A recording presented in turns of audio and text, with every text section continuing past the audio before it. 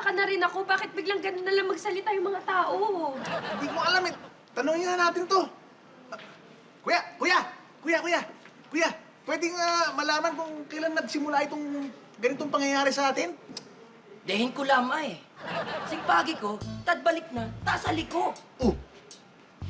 Ano?